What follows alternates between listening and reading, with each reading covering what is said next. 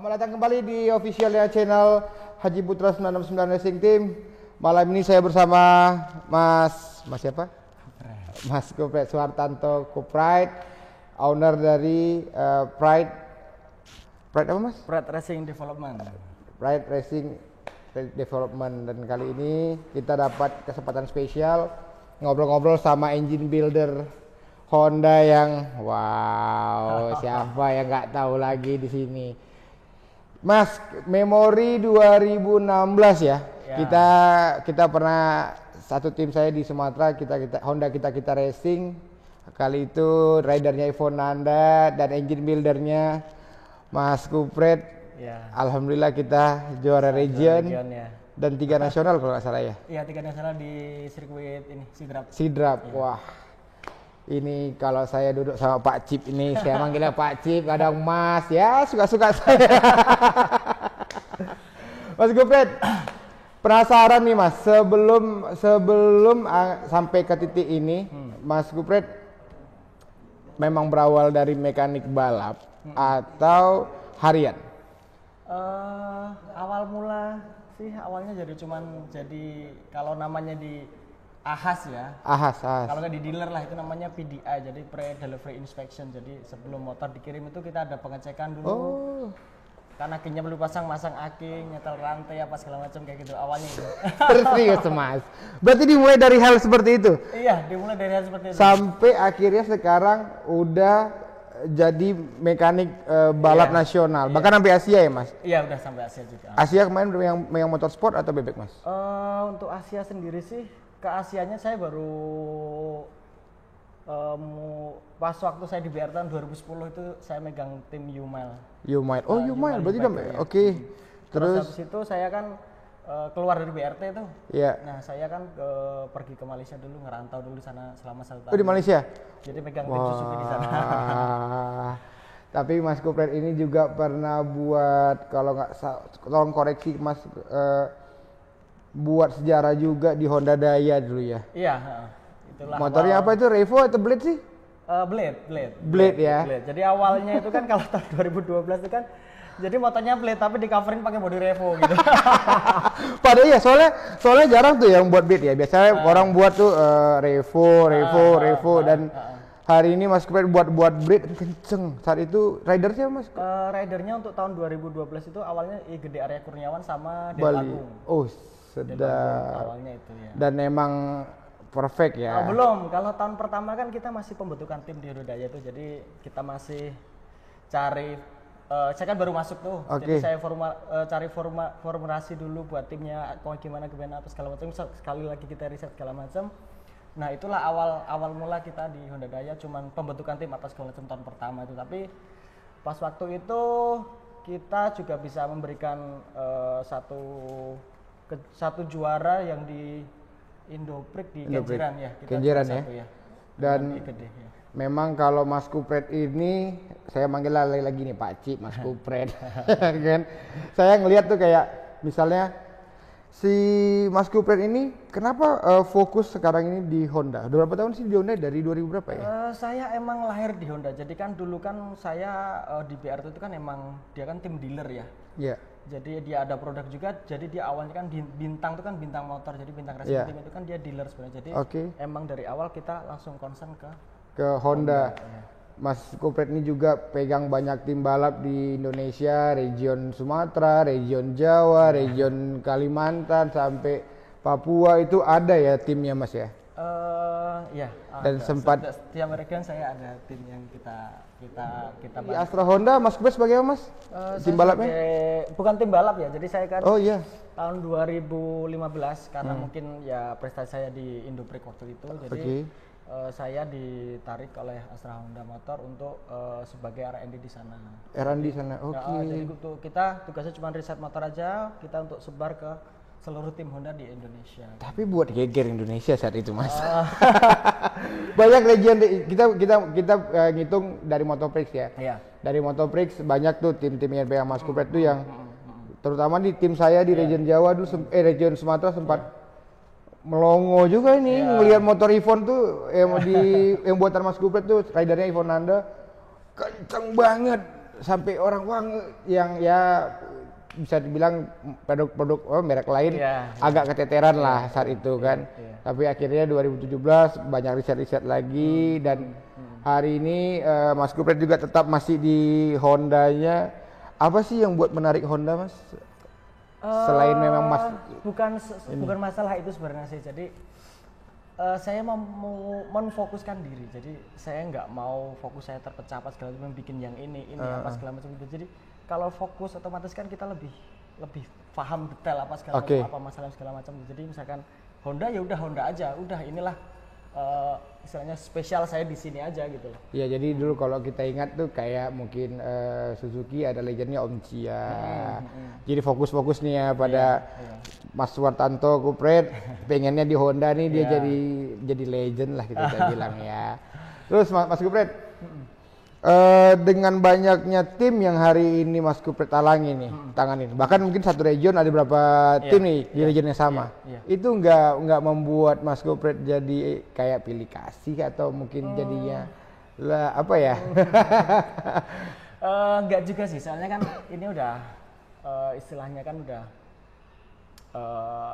berpengalaman lah saya di sini. Kemarin saya di Astra kan saya juga membantu backup banyak tim kan, jadi saya bisa ngontrol ke tim-tim ini. Misalkan tim ini datang dulu ke bengkel, kita ajarin dulu gimana cara maintain mesin yang ini apa segala macam. Jadi lebih mudah, kita cuma just ngontrol aja, jadinya bukan semuanya kita pegang tapi lebih ke kita memberi pengarahan ke mereka apa segala macam. Jadi kita tinggal ngontrol aja, kurangnya ini apa segala macam kayak gitu.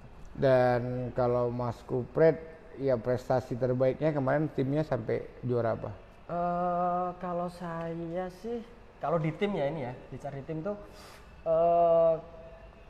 waktu itu ya tahun 2013 sama tahun 2014 saya juara runner up di Indoprix. Oh, jadi masih Indoprix ya? Iya, Indoprix. Zamannya. Terus habis itu kan saya udah di Astra Honda nih, jadi saya nggak tim, saya cuman jadi pusat riset ya? Pusat riset aja. Jadi selama 15, 16, 17, 18 saya cuman R&D aja, jadi saya nggak ada tim, jadi saya mungkin dibilang nggak ada prestasi lah. Tapi nggak bisa dibilang nggak ada prestasi, Mas. Buatannya Mas Gupret itu masih banyak malang buana gitu kan. Dan Mas Gupret ini untuk base campnya ada di sirkuit di jalan Sentul, di daerah Sentul dekat dengan sirkuit karting. Jadi kalau teman-teman juga mungkin yang pengen buat mesin Honda bisa, lu nggak usah ragu dah, gua ada buktiin. Ini motor yang 3 ini nih. Nih yang 3 jejer nih, ada motor Topan, motor Boy, motor Vintage GT. Itu hari ini dalam masa risetnya Pak Chief. Kebetulan Pak Chief di 2021 ini bergabung sama tim Haji Putra sebagai Chief Engineer ya. Jadi engine builder di sini. Engine builder dan Chief Engineer. Jadi memang dari tim Haji Putra sekarang pusat risetnya seperti Honda dulu Astra, kita ini bukan pabrikan tapi ini tim. Minta tolong sama Pak Chief, dan mungkin ada satu kebanggaan kalau kita nge-review di ini ya, di seri 1 kemarin ya. One Bridge ya. Bisa. Di 10 besar kita punya QCT, kita bahas lagi QCT. 45-nya Topan dan Kete. Motornya buatan Pak Chief, dan di 10 besar saat finish Topan 9, Kete 5.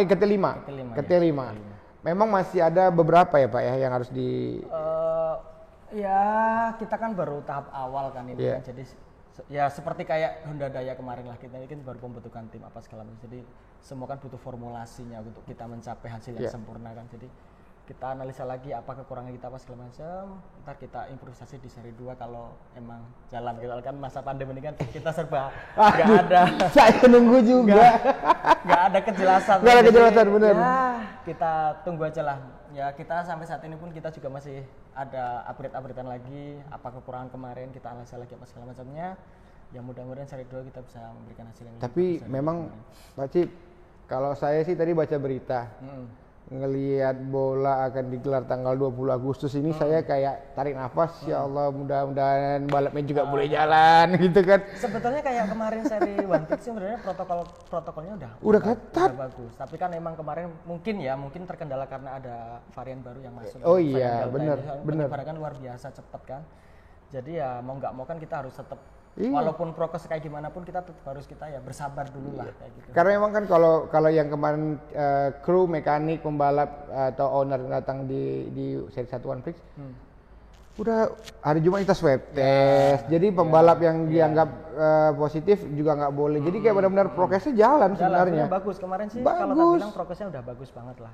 Andai kata pun diizinkan balap lagi, dibuat seperti itu sistemnya, ya udah klop sebenarnya. Mantap. Udah nggak ada masalah sih. Nggak ada masalah. Karena gini, Mas Gupret, ini saya juga dengar beberapa bukan curhatan sih, cerita lah dari teman-teman mekanik balap ya guys. Mekanik balap ini sekarang pada istilahnya pada lagi bingung. Bingungnya gini. Biasa kan kalau balapan jalan tuh motor itu harus di repair, di reset lagi, dipakai balap, di repair lagi. Sekarang hampir setahun mereka benar-benar kayak nggak ada. Orderan juga yang orderan masuk itu udah beres, motornya juga belum bisa dipakai. Gitu kan? Jadi semua region itu kejadian sama. Ya kan semua region, habis itu One Prix ya, IMS semua pada nunggu jadwal. Berasa nggak sih Mas dalam suasana ini? Ya emang kita juga harus memaklumi lah, emang ini masa pandemi ini kita emang harus bersabar dulu. Iya. Soalnya kalau kita nggak jaga-jaga juga ya bahaya juga. Bahaya juga. Ya mohon bersabar aja lah. Kita patuhi protokol kesehatan yang kita jalanin. Iya, karena kalau ngelihat dengar cerita kawan-kawan kan karena saya komunikasi. Wah, parah Mas. Ya sebenarnya saya juga berimbas sama aja sih, tapi ya mau gimana, emang kondisinya emang tidak memungkinkan. Ya udah kita terima aja, kita syukurin aja apa yang ada sekarang.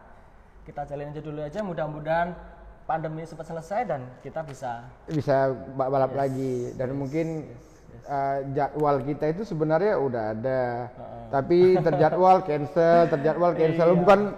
Bukan berarti nggak jauh. Sempat kemarin ke Pontianak juga ya Pak? Iya, ya kan?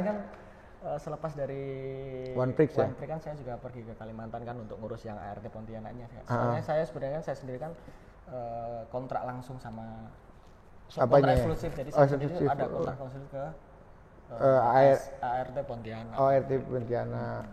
Makanya kalau kemarin kan minggu selanjutnya kan harusnya kan balap. Itu cancel juga ya? Cancel juga sama aja. Oh berarti bukan jalan tuh motor break sana? Belum ada yang jalan nih motor break dari semua region. Yaduh, Sumatera juga kemarin kena kena prank lagi anak-anaknya. Tapi emang kalau ngelihat fenomena yang sekarang ini berimbasnya kayak kemarin juga beberapa rider, bang kapan balap bang kapan balap. Ya kita juga nggak bisa, kita bukan panitianya gitu, tapi mewakilin teman-teman semua. Ngefek nggak? Ya ngefek. Paling efek tuh kayak sorry nih pekerja event. Ya mungkin salary-nya by event kan. Salary by event tuh kayak mungkin kru, mekanik, iya kan, kru, mekanik. Start money-nya kan berasa banget. Pasti apalagi kan. Pak Chief, mungkin spare part banyak belum keluar ya Pak Chief. Iya karena orderan juga masuk, orang bingung. Iya. Mau dibuat untuk apa motornya? Kan yang kemarin yang motor bikinan tahun 2020 kan belum ada yang dipakai. Belum ada ya Mas? Belum ada. Satu pun belum ada. Belum ada yang dipakai. Dan ini udah di akhir ini loh, udah mau masuk edit bulan 8. Yes. Hampir 2 tahun udah. Hampir 2 tahun. Aduh, memang ngefek sekali ya. Saya kalau ngobrol sama Pak Chief ini memang selalu ketawa terus. Memang kita kalau ngebahas ngalur kidul tapi memang oke. Pak Chief ini dulu saya taunya ini siapa sih? Pak Kupret, Pak. Namanya aneh Om, waktu di Sumatera nih. Sama Om saya, Om Sabra tuh. Ini nama mekaniknya Kupret, Kupret. Kok aneh namanya Kupret? Terus ternyata Mas Kupret ini punya bengkel juga, punya tempat risetnya sendiri namanya Pride. Pride itu artinya apa Mas? Kebanggaan. Pride itu kebanggaan. Jadi kan sebenarnya itu kan plesetan dari Kupret sih. Oke, jadinya Pride. Tapi biar lebih eksklusif kan Pride gitu kan, jadi kebanggaan. Jadi saya kan ada teman juga yang bantu ngasih nama ini kan, jadi ya semoga kan Pride ini kan kebanggaan ini bisa menjadi kebanggaan seluruh orang ya gitu. Iya sih. Kita emang menganggapnya gimana caranya Pride ini bisa menjadi kebanggaan dari tim-tim yang hari ini dibawahin sama bukan dibawahin sih, ditangani oleh Mas Gupret. Karena Pride ini bukan hanya mesin aja guys, cuma juga pernah Pride bakso. Itu juga imbas apa ini Mas ya? Corona juga ya? Sebelum sih, ya. Sebelum. Jadi itu kan saya ya gara-gara pandemi juga sih. Pandemi kan? Tapi kita sebenarnya mendirikannya kan sebelum pandemi juga, tapi buka 2 bulan baru itu langsung pandemi. Ya udah. Mesti kita coba bertahan beberapa bulan kan, tapi emang kondisinya nggak mungkin, ya udah kita stop dulu aja. Mungkin kalau ini pandemi udah mereda ya mau. Memang luar biasa ya kita di sektor mesinnya juga kena, di sektor kulinernya juga kena Pride. Mas Gupret aslinya mana sih sebenarnya? Saya dari Solo, dari Boyolali tepatnya sih. Bukan asli Sentul Bogor. Bukan. Saya pikir orang Sentul Bogor. Jadi merantau gitu. Iya, ngerantau dulu. Saya sempat diceritain nih. Saya dulu kalau nggak kuat tahan badan, mungkin saya nggak kuat tinggal di daerah Jakarta ini, dekat Jakarta sebenarnya kan. Sempat Pak Gupret cerita, saya dulu digaji cuma 180, makan nasi itu di bulan ketiga. Serius Pak? Iya. Emang seperti itu? Iya, dulu waktu pertama kali saya datang Jakarta kan saya lepas dari STM dulu kan. Sekolah. Jadi saya lepas STM, saya ada satu apa namanya ya, biro tenaga kerja kayak gitu. Iya, oke. Kayak ada apa yang ngajarin apa segala macam, ada yang nyelurin kemana kayak gitu. Iya sih, lupa saya namanya itu. Jadi kayak gitu, saya masuk situ selama 3 bulan, habis itu saya dikirim ke sini, Jakarta. Cibinong, tepatnya ke BRT, yang di Bintang motor, dealernya Bintang Motor. Jadi habis itu ya udah masuk pertama kan kita training dulu 3 bulan nih. Oke. Training 3 bulan ya udah, gaji kan ya. Berapa gaji sih saya pengen dengar? Bulan pertama kan soalnya nggak full kan, jadi cuma digaji 220.000 sebulan. Nah, itu tahun berapa? 2013. Pacim itu makan apa sebulan? Di sini kejam kan? Ya enggak gitu ya, namanya perjuangan kan, kita baru merintis sebulan pasti berat lah. Iya, tapi alhamdulillah ya Pak Cip ya. Alhamdulillah sampai hari ini Pak Cip udah punya ruko sendiri untuk tempat bengkelnya. Sebuah pencapaian dari kesabaran. Dan Pak Cip pernah bilang, Mas saya ini nasihat Pak Cip. Ala lu nggak usah gaya-gayaan lah, hidup lu jangan terlalu tinggi. Cukup di tengah, lihat ke bawah, lu nikmatin hidup. Itu gua ingat banget Pak Cip. Simpel aja sih. Sama-sama anak perantauan nih guys. Kalau gua ada perantauan dari Sumatera, ini perantauan dari Jawa, Boyolali. Kita ketemu dia ngasih nasihat, Pak, nasihat buat saya lah yang orang baru perantauan. Pak Cip bilang, lu di tengah tapi lu lihatnya di bawah, tapi lu mau ke teman di atas juga lu boleh. Iya, gitu. boleh, nggak apa-apa. Tapi kita tetap sederhana aja.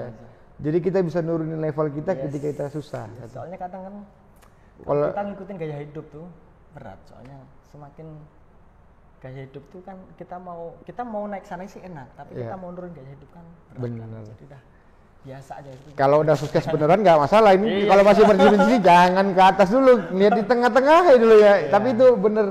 Makanya saya bilang ini bisa partner kerja, bisa partner sebagai abangan saya. Saya bisa curhat Mas ini gimana ngadapin. Karena yang saya tahu Mas Gupret ini datang ke sini bukan sebagai seorang pemenang awalnya. Dia memang belajar menjadi seorang pemenang dan sampai hari ini dia masih belajar. Walaupun mungkin di mata orang Indonesia yang di dunia balapan, Mas Gupret ini udah sebagai seorang pemenang dari prestasi yang dia ciptakan. Tapi ternyata Mas Gupret juga bilang sama saya belum pemenang, saya masih mencari kemenangan saya katanya. Wah, luar biasa sekali Mas Gupret ini emang nggak ada yang perlu dibanggakan sih Mas. Nggak ada. Lu kalau mau jumpain Mas Gupret pakai celana panjang susah sob. Susah sob. Dia emangnya stylenya gini-gini aja nih. Lu mau lagi balapan ngelihat cuma pakai topi, pakai jaket atau pakai baju tim, terus pakai sepatu itu doang, nggak ada gaya-gayaan. Naik motor kemana-mana, padahal mobil ada. Saya ngeliatnya kenapa stay in low Mas? Ya memang harusnya seperti ini tapi. Wah, pelajaran yang begitu berharga sih buat saya. Kalau ini Mas, mana tahu nih, mana tahu balapan ada lagi. Kira-kira banyak yang harus dipersiapkan nggak untuk motor Haji Putra? Sebetulnya tinggal finishing akhir sih kemarin. Finishing akhir ya. Kan kayak seri yang kemarin kan emang masih ada miss sedikit lah, maksudnya kita persiapan kita juga masih ada kurang. Terus kemarin juga kita belum ada simulasi balap, jadi kita nggak tahu nih kayak Topan kemarin sempat mundur jarak, soalnya kan kemarin kita juga belum sempat kita ada simulasi balap selama 25 lap kayak gimana kondisinya pas kelam. Jadi emang ya masih terkendala di situlah, tapi mudah-mudahan kita ada evaluasi lagi kekurangan di tim kita apa, nanti kita perbaiki lagi. Karena emang saat ini saya paham nih posisi Mas Kupret. Dengan minimnya balapan saat ini, data yang bisa ditarik itu sedikit banget ya Mas. Sedikit banget ya. Berarti paling mungkin Mas Kupret ini dari sesi latihan seri 1 kemarin, itulah data yang akan dibawa ke soalnya kan ke seri berikutnya. Yang jelas kan kita ada unit baru nih, kalau yang GTR kan jelas terus terang baru tahun inilah saya merasakan gimana yang GTR. Biasanya Sonic ya Mas. Biasanya kan Sonic kan. Sonic jagoannya Sonic ini. Baru saat ini mau megang GTR. Kemarin sebenarnya ada progres bagus nih, maksudnya bagus juga. Kemarin sebenarnya ada Boy sebenarnya bisa perform juga kemarin sebenarnya. Tapi kan, tragedi kan yang pertama dia di awal lap udah jatuh duluan ya, kita mau dibalang apa namanya juga balapan kayak gitu. Iya memang risiko balapan. Jadi kalau risiko balapan mau jatuh, motor jebol, motornya emang ada risiko balapan. Terus kemarin yang satu lagi yang kemarin GT, yang race 2-nya kan kemarin ada masalah di shifternya. Jadi tiba-tiba tensionnya dia merendah, jadi pas ditekan dia langsung putus. Jadi oper pedalnya nggak bagus, jadi ada miss segala macam. Jadi nggak perfect dia ya. Jadi udah dapat nih data dari seri 1 kemarin, kelemahan di sini, motor ini. Jadi cuma memang banyak keluhan sih mekanik kita minim data nih, karena mungkin ya beberapa Sentul buka nih untuk latihan, tapi beberapa daerah kan yang punya sirkuit ditutup nih. Kayak kemarin Mas Henry sama Nelson harus 10 jam ke Sentul karena emang di Jogja itu tutup semua. Cuma ada di Sentul aja yang bisa buka data yang di zona kuning kan. Dan Mas Henry untuk kemarin kita tarik data, dapat by data sampai akhirnya Mas Kupret sekarang udah nanganin motor Nelson nih itu standar.